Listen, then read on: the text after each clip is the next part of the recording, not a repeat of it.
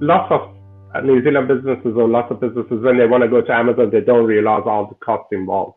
And traditionally in accounting, one of the first things that we do is just, hey, this is your cost of product and this is your margin, and that's how much you have to sell it to see what is the profitable margin that you would have.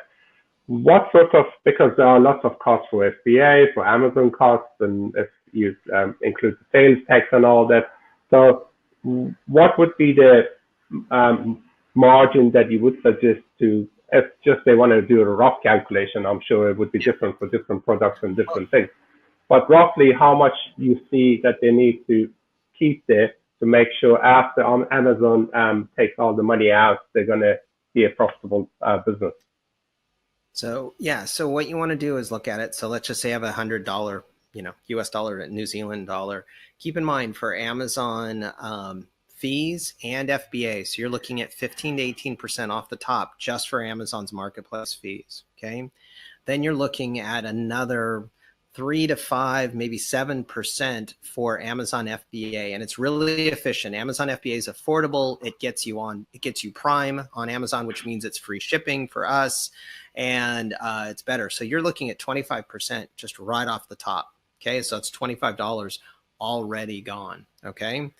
And the next thing you want to look at, of course, is your product. And what you want to do is make sure you've calculated all of the costs to get a landed cost, not what it takes for your manufacturer here, but you want to know per unit what it costs to ship it to the US and get it through customs, store it at a staging third-party warehouse. Don't send directly to FBA. You need to stop gap it somewhere and pay less for your product, and then ship it in a case at a time.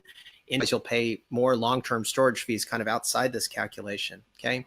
So whether that's 10 or 20 or 30, whatever that amount is, depending on what you can sell, and make sure you've done your research as to what you can sell your product for. So that's going to be 5, 10, 15, whatever the numbers are. You're going to want to allocate probably 5 to 10% more for Amazon, and I would stick it to 5% for Amazon sponsored product ads. So from Amazon, we're now at 30%. They're trying to eat up more and more of that margin. Now, nice thing in the US, sales tax is tax exclusive. So it's not like VAT, it's not inclusive. So if you check box to collect sales tax on a $100 item, it's going to charge it on top of that, and it won't impact your margin. So that's one of those things in VAT or GST countries that tax is exclusive. It's added on top of the sale, whatever you list the price for. Even though I've loved being in New Zealand, and everywhere we go, the price on the board is the price. You don't get to pay, and then it's 3, 8, 12% more. So it's been lovely.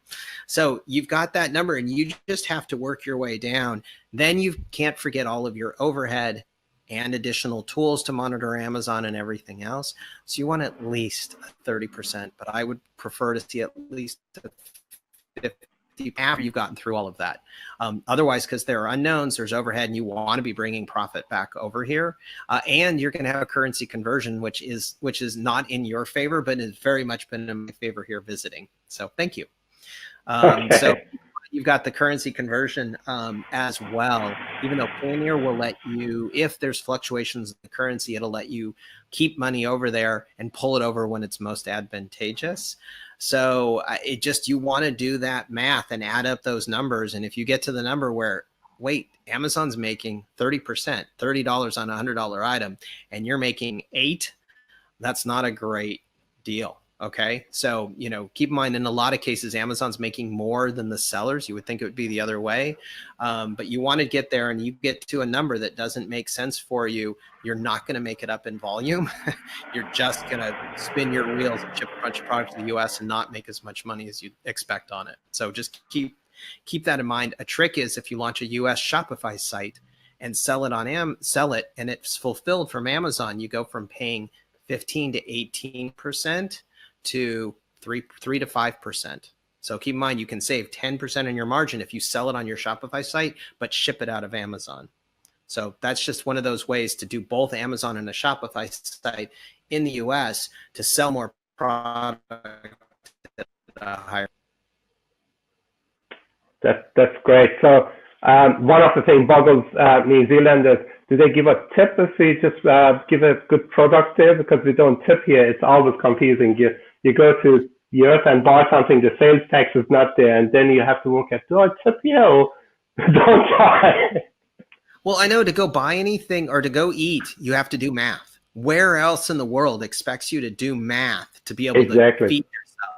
It's And very awkward. yeah, we've very much appreciated the point of sale eating, dining experience here, and have had lovely food. So.